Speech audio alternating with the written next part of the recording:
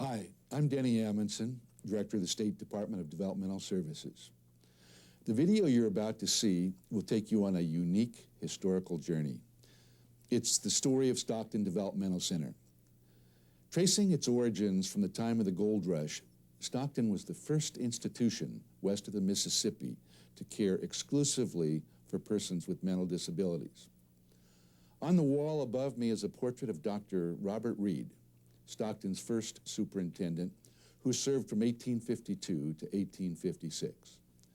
Dr. Reid is credited with establishing a visionary moral treatment model of caring for persons with disabilities. The video reveals a fascinating history, taking us through Stockton's formative and growth years to its ultimate closure in February of 1996. Please join me now in sharing some of the rich history of this remarkable institution and the legacy it leaves behind.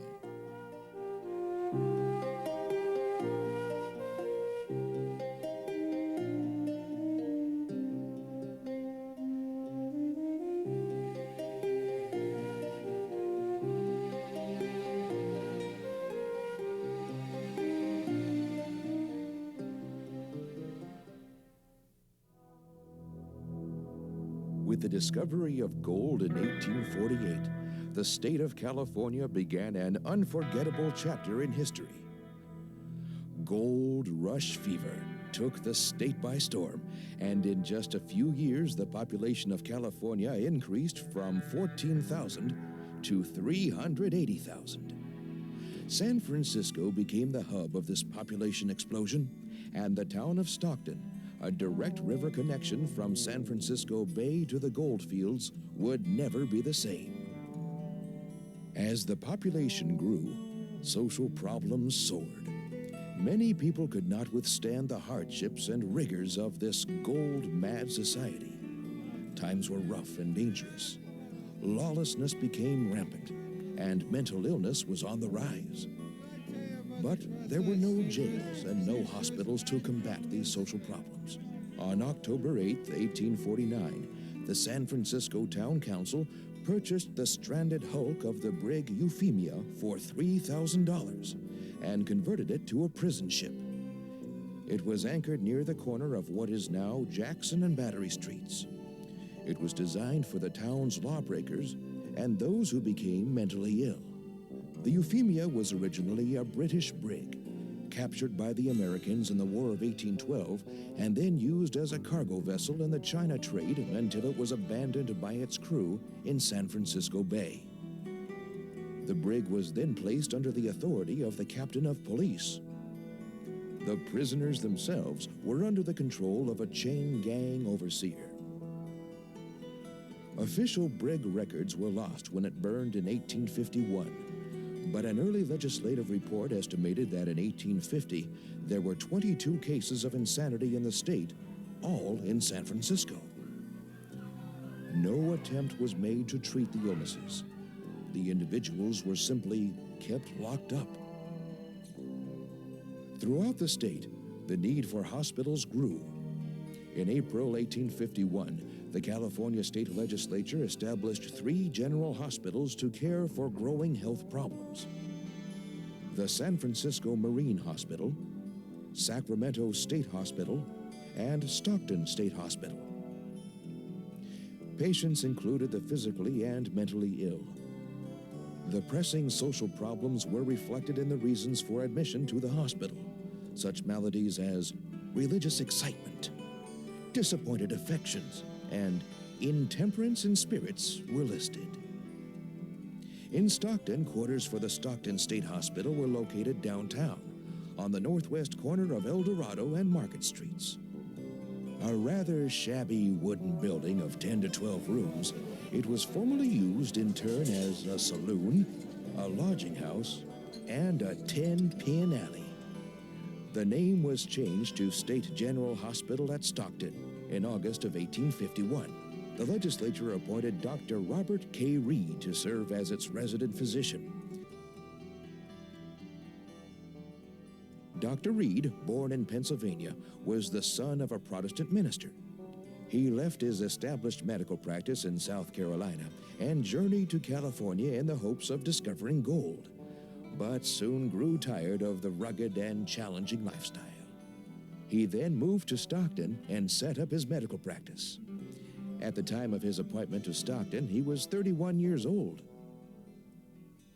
In 1852, the General Hospital at Sacramento accommodated 34 cases of insanity. An appeal by the doctors was made to the legislature for a separate institution to care for the mentally disturbed. As a result, the Stockton Asylum was established as a part of the existing General Hospital. 21 patients from Sacramento, 11 from San Francisco, and 22 mentally ill from the Euphemia were transferred to the new Stockton Asylum.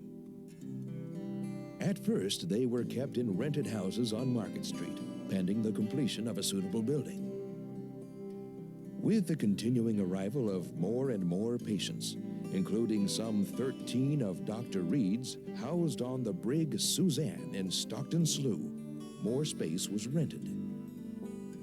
In 1853, the general hospitals were abolished by an act of the state legislature. The name Stockton General Hospital was changed to the Insane Asylum of the state of California. The institution became solely a hospital for the insane, the first publicly supported psychiatric facility west of the Mississippi River to care exclusively for the mentally ill.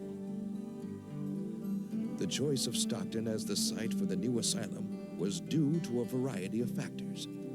Through his association with Dr. Reid, Captain Charles Weber, who established the original settlement of Stockton in 1846, donated 2 deeds totaling over 100 acres of land to the project. In his words, "So long as the said land shall be necessary for the wants and actually used for the benefits and purposes of Stockton State Hospital." The legislature agreed the Stockton climate was beneficial to the health of the patients. The new Stockton location was central to the main source of patients, San Francisco, Sacramento, and the mining areas. The legislature appropriated $10,000, and the plans for the first asylum building were drawn up. In October 1853, the patients were transferred from downtown to the new facilities on the Weber site. 2 structures had been completed and surrounded by a 10-foot-high wooden fence that was erected around a 2-acre yard area enclosing the buildings. The total cost of the project was $47,000, far exceeding the $10,000 originally approved by the legislature. This necessitated a supplemental appropriation in 1854 so that all the bills could be paid. Although the hospital soon consisted of a 2-story brick building and a smaller 2-story wooden structure, it was already housing 22 more patients than the 80 it could accommodate. The female patients were supervised by Mrs. Matilda Masters, a matron whom Dr. Reid later married. She was assisted by 3 keepers or attendants. Dr. Reid was in charge of the male patients with the help of his assistant and 4 attendants. The turnover among attendants was frequent and suitable replacements difficult to find. It was not unusual for a patient to be discharged one day and go to work the next day as a staff attendant. Dr. Reid subscribed to the philosophy of moral treatment of mental disorders.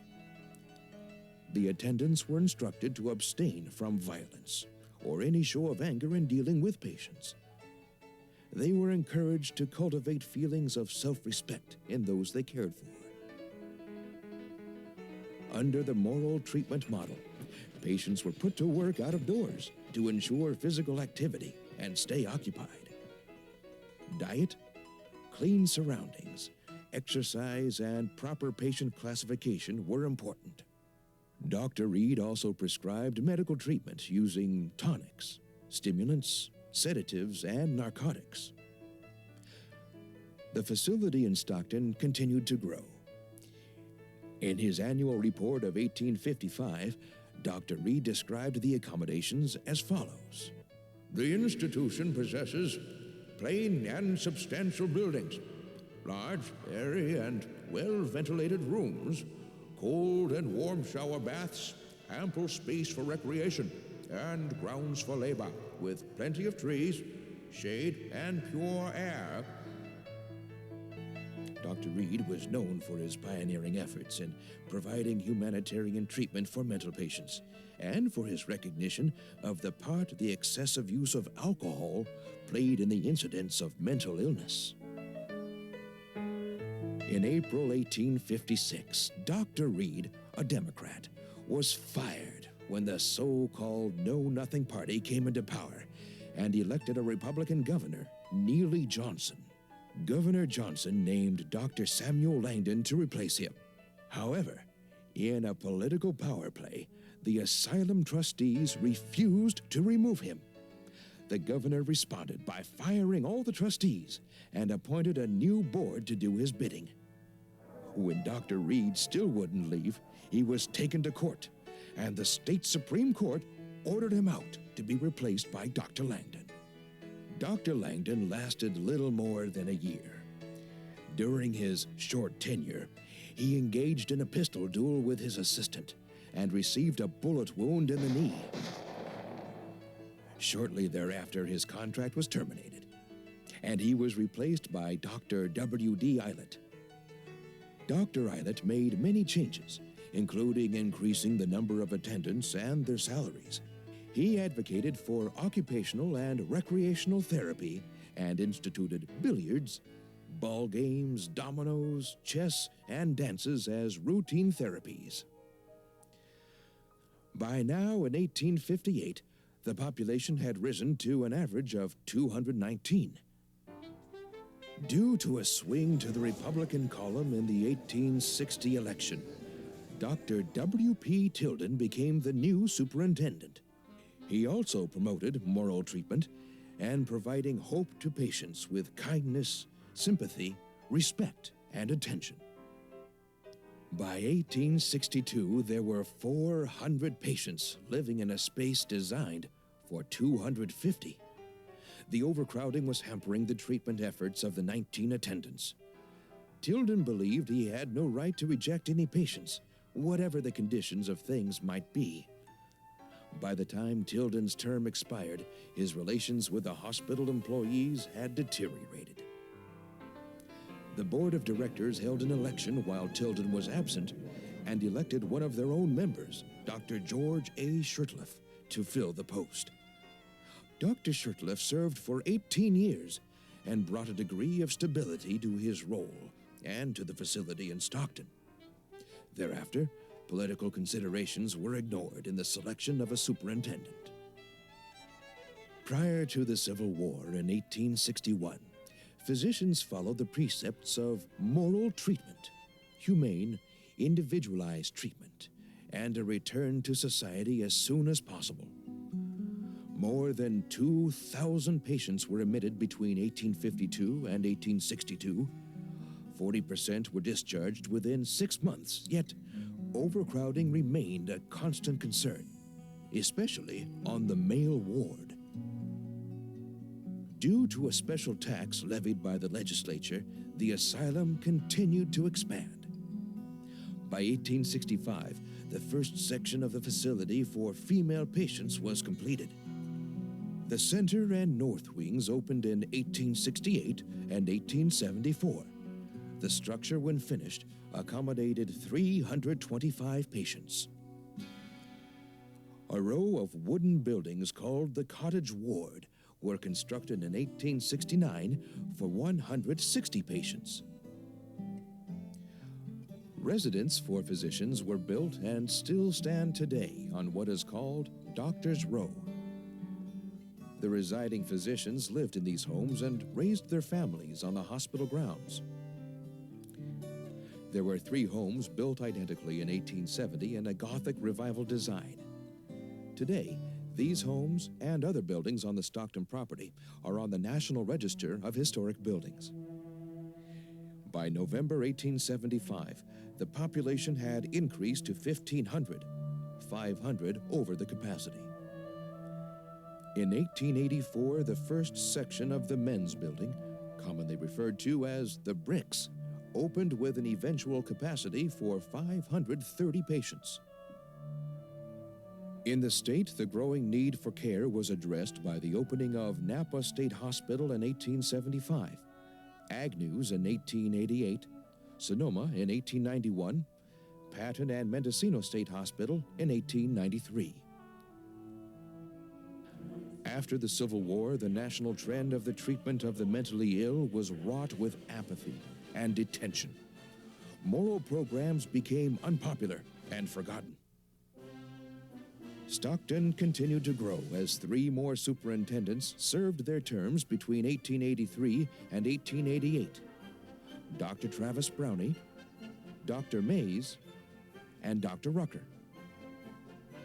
In 1892, Dr. Asa Clark arrived on the scene.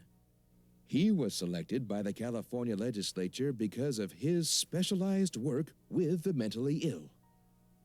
He appointed Dr. Margaret H. Smythe as surgeon and physician, who would one day serve as superintendent herself. The facility continued to grow, including the new superintendent's residence built in 1900, a 16-room colonial-style home with a Southern influence, now a historical landmark. Around 1905, 1,000 acres of farmland was purchased by the state just north of Stockton, and the state farm was established with additional housing facilities. Here the patients worked the land, grew vegetables and fruit, raised animals, and produced dairy products. This work was seen as part of the treatment for the patients, as well as self-sustaining for the facility itself. In the employee dining rooms, the food was served by the patients as well. Dr. Fred Clark succeeded his father as superintendent in 1906. He remained in the role for 24 years. His office reflected the building of the first receiving hospital, a psychiatric hospital, and new surgical department. Holidays and special events were celebrated regularly at Stockton. The staff and the patients enjoyed these special times together.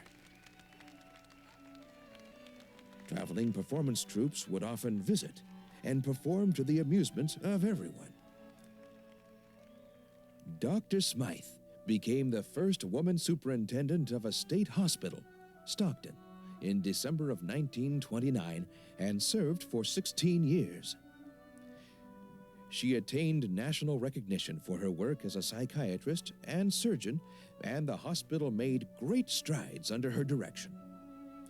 The staff during these times continued to define a level of excellence through the dedicated care of the patients.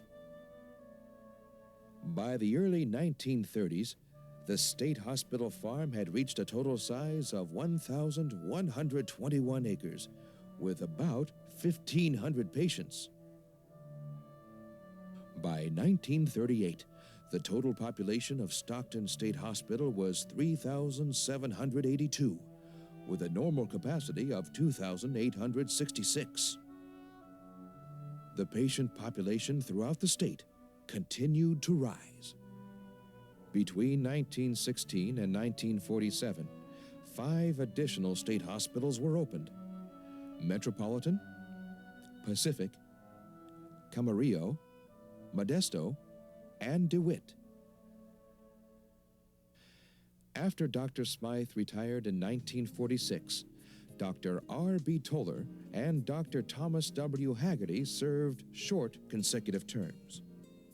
In 1950, Dr. Freeman Adams began a 21-year tenure that saw many changes. In 1956, Stockton State Hospital had reached its peak at 4,878 patients. By 1957, the state institutional system had grown to its largest population of 37,500 mentally ill persons and 12,000 individuals with developmental disabilities. On the Stockton campus, the older buildings were now being torn down and replaced by new ones, and the phasing out of the farm operations began.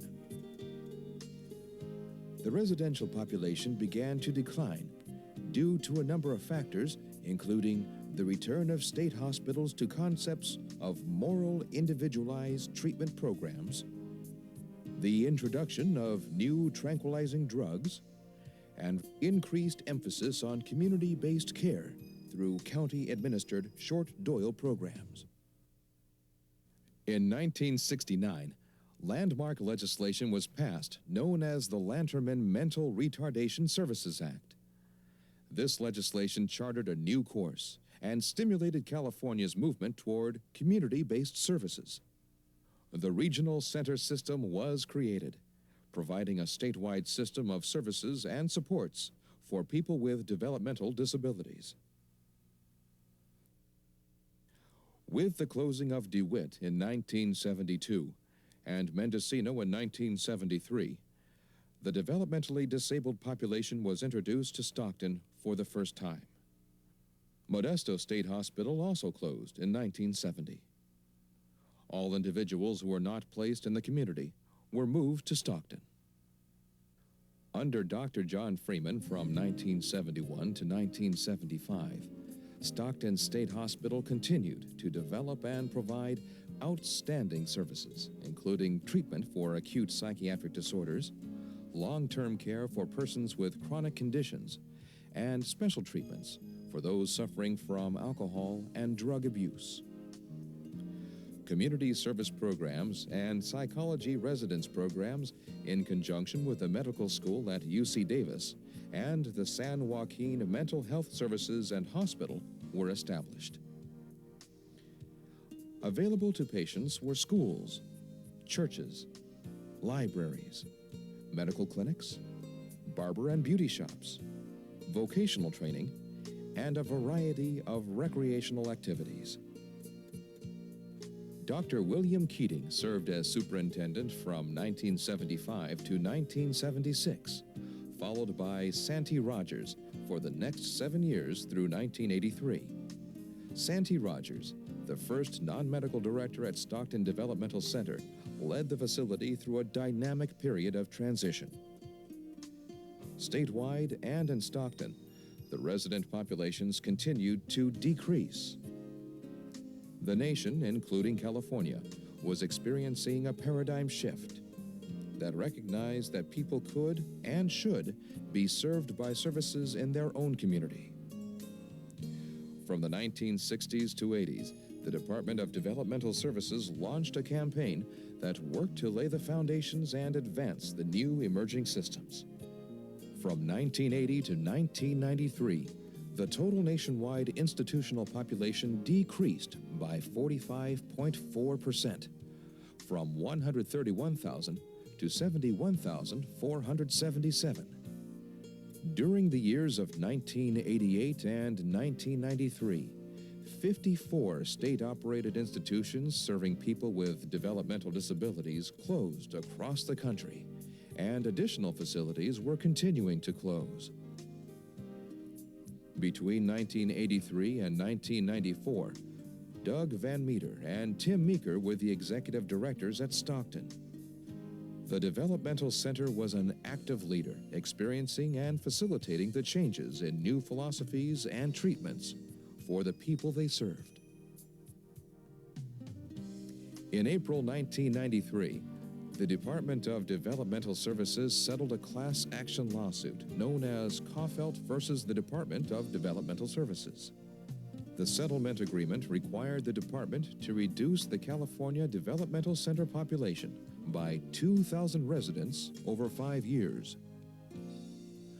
By December of 1994, Stockton Developmental Center population had been reduced to 416 residents, a 91% reduction from its all-time high when it served nearly 5,000 people. The smallest of the Department of Developmental Services' 7 facilities, it was experiencing the most rapid decline in population. It soon became apparent that, at Stockton Developmental Center, there was a change in the wind. In 1994, Santee Rogers stepped in as executive director for 1 year, followed by the last acting director, Kay Harrelson. In January 1995, a report of the future of developmental centers was submitted to the State Health and Welfare Secretary by the Department of Developmental Services.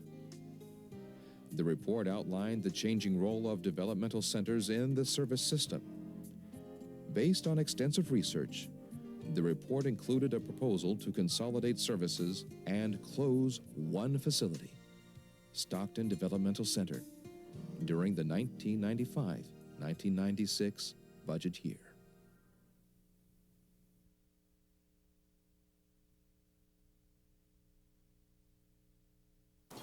The responsibility is really centered around phasing out the facility in an appropriate way to make sure that the individuals that we serve continue to receive services. And I think probably the greatest challenge has been the coordination aspect of this whole closure.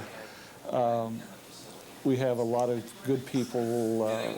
Stockton had staff considered some of the best people at providing the services that they still are providing over the years. It's still quite an emotional change that I have to deal with. Yes, just like anybody else, I need to look for another career.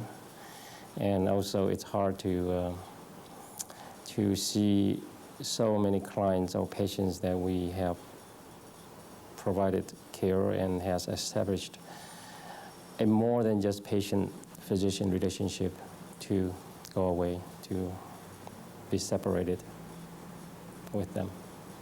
I think as people went through the grieving process, we truly did go through all the steps of that, the shock, the denial.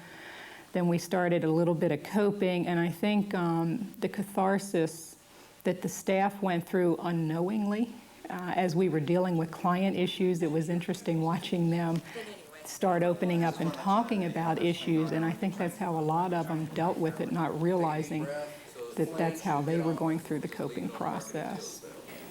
There was a lot of sadness, I would say.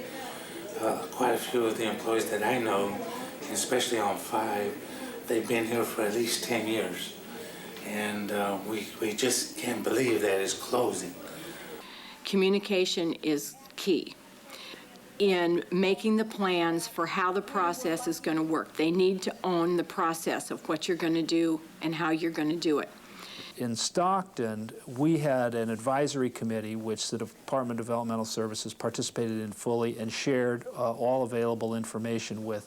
And all the stakeholders were present. In other words, the representatives of the employees, parents, the regional center that's responsible for placement of clients in the community, some of the city council and board of supervisors, representatives, because they have a stake in what happens, and citizens who are neighbors and business people who are neighbors of the institution, because they too were interested in what would happen in the future.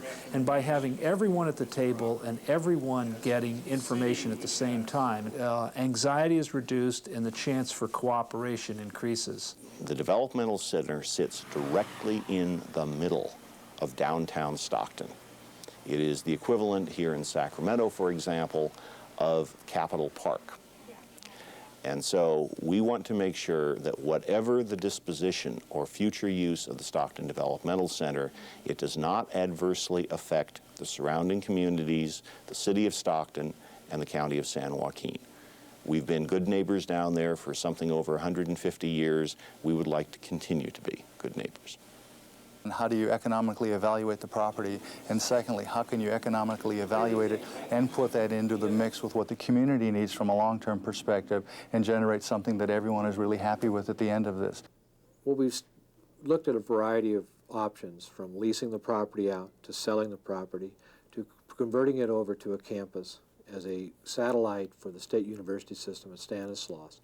And what we look like we're going to be developing into now is an educational center that will utilize the university at Stanislaus as the premier tenant. And then with that, we're going to be able to access other university campuses from the state system as well as the UC system in a collaborative project that's going to utilize collaboration with Delta College, with the University of Pacific, Because of the proximity to the medical community in Stockton, we were also going to be able to develop some medical programs that will be administered out of that area.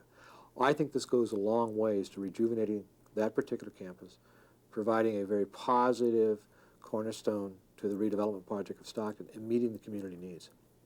We feel very good about our relationship, and we're sad that the developmental center has to close, but we understand the reasons for it. I know that we sponsored at least 2 area board meetings where the focus was exclusively on the closure. We invited down the department's director, Denny Amundsen, who came down and explained his proposal to the board, not only to the board, but to an audience of in excess of 100 people, as I recall, at a public meeting. The Stockton employees were just magnificent, giving all kinds of time and energy and good thinking to how things could be handled in the best possible way.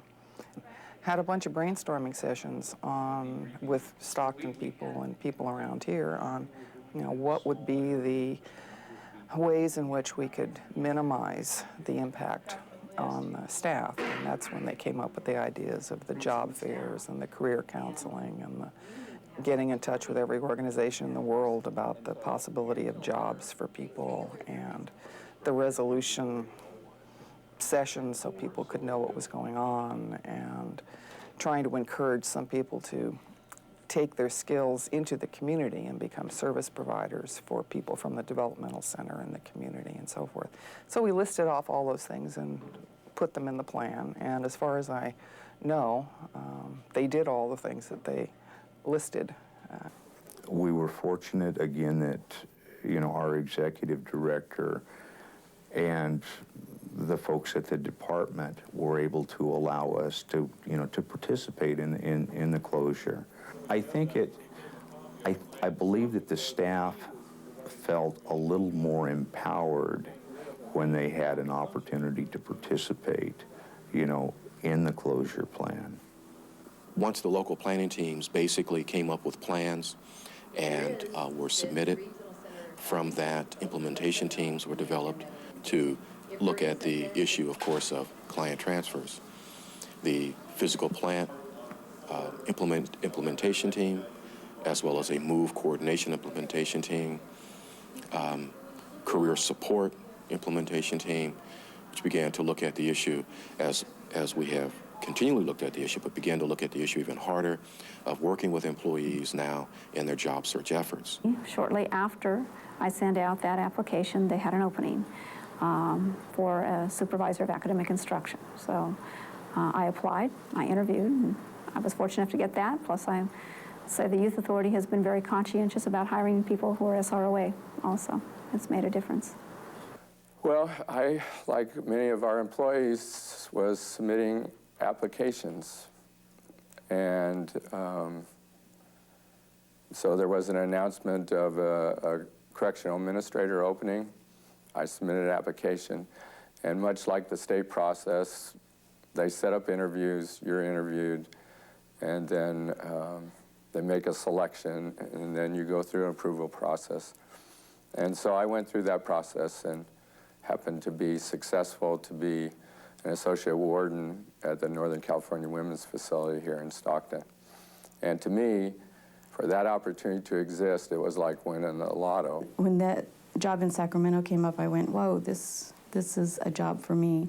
And so I really went the extra mile to find that job.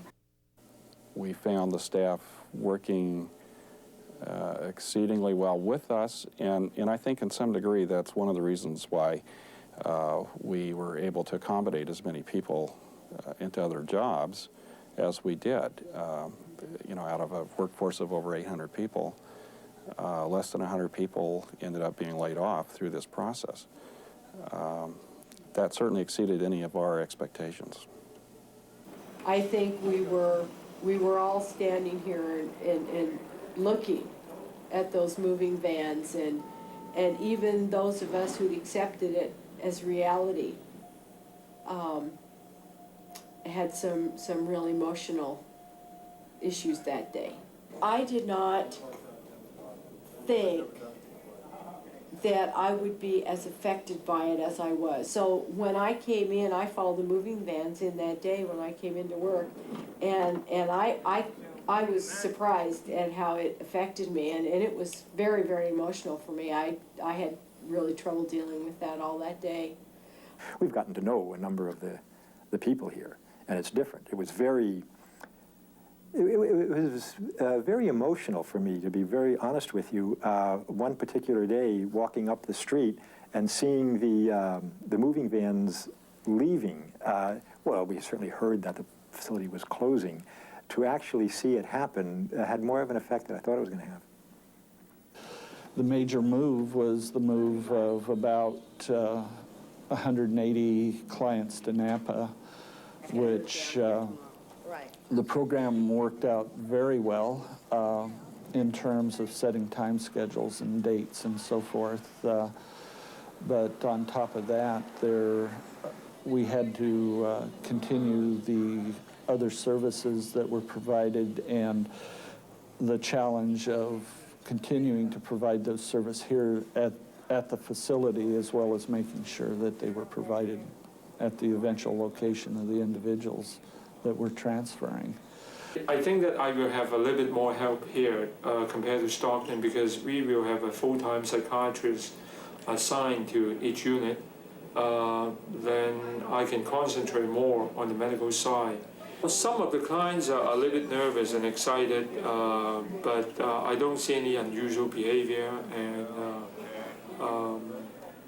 I myself, I'm very excited. I'm ecstatic about moving to this new environment, and everything seems to be clicking. Everybody at Napa, to some degree, was involved, from clinical administration all the way through top administration, as well as staff from Stockton Developmental Center and staff from DDS and DMH headquarters. So I think probably the key thing is to keep communication lines open and focus on the issues at hand on how to provide good care. Everything that you do for your own family member is what we should need to do for our developmentally disabled, making a change, such as important as relocation. When Stockton announced their closure, the executive director, Kay Harrelson, whom I have known over the years and worked with, got in touch with me because she knew about my transfer trauma training program that I've offered up through the state and through the regional centers. And she asked me if I would come over and assist to prevent any adverse effects of the clients being moved, either into the community or other facilities.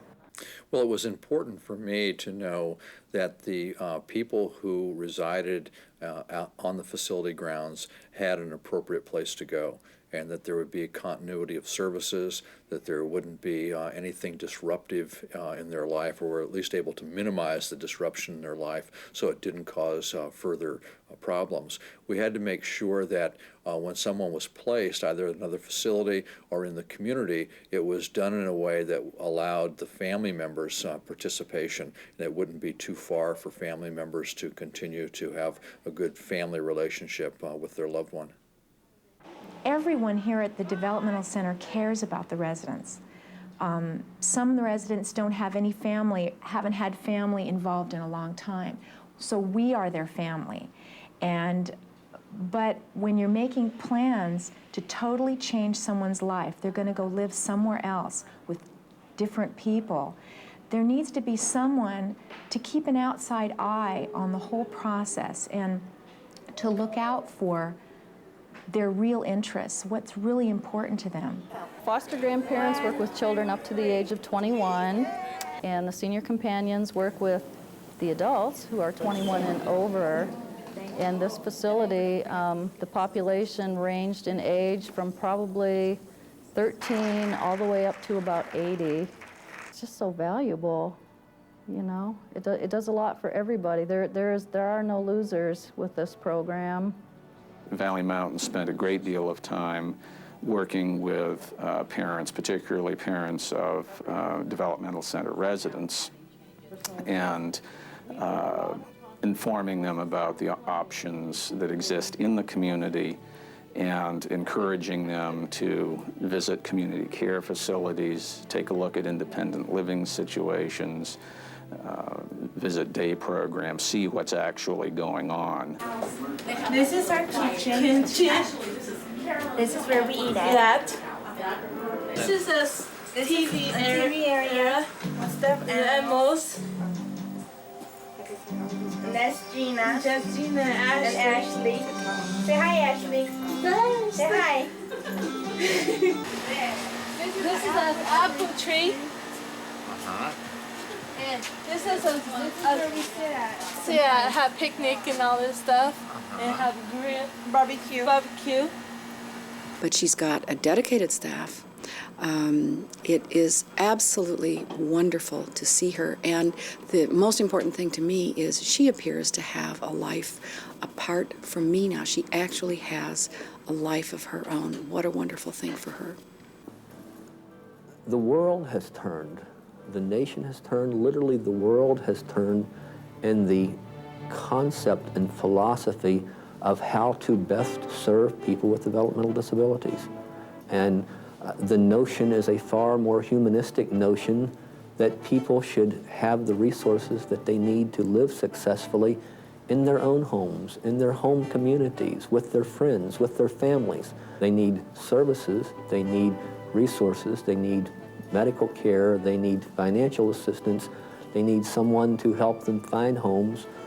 They don't all need somebody to help them live in those homes. Some could live very successfully, and many are and do and are going to. But the culture of the earlier time was large institutions. We've moved on from there. That's history. When I retrospectively review the events of my career today, I can see one by one the tremendous changes that have occurred in the state and in the county that bring us to a place, appropriate place in time, that this facility will close. And while there's an unhappiness or a nostalgia, is probably a better word, about the aggregation of many of my friends now being dispersed, it is the right decision to make. And I hope that other institutions will follow and will close, and that men and women, regardless of his or her disability, will no longer ever be institutionalized again. And I think staff, as they move out, they have a sense of appreciation that it was rather unique here. We did challenge ourselves. We did change. We're spread out now all over. And it sure is nice every now and then to travel and then run into somebody that we've worked with here at Stockton. Needless to say, it was really tough for me to leave these people. And it sure is nice to see them all. So it's a real celebration of what services to the developmentally disabled have evolved to, and where we're going in the future is, I think, charged by that. So it's just a privilege to be able to be a part of it. Stockton Developmental Center officially closed in February of 1996 after a long and proud history of service to the citizens of California. Without question, Stockton was one of the finest institutions of its kind in the nation. Stockton's closure was the result of fulfilling the mission and dream of its first superintendent, Dr. Robert Reid. The goals of his moral treatment program provided the opportunity for people to integrate back to their communities. At its peak, Stockton Developmental Center served nearly 5,000 people. By the time of its closure, the population was less than 400. Today, the Developmental Service System provides supports to more than 140,000 people in their home communities through a network of 21 nonprofit regional centers, and continues to provide state-of-the-art, round-the-clock care for more than 4,000 people residing in state-operated developmental centers. While the doors of Stockton Developmental Center are closed, its rich history and tradition lives on. It will always be remembered for its innovative programs, its dedicated staff, and countless contributions to the community.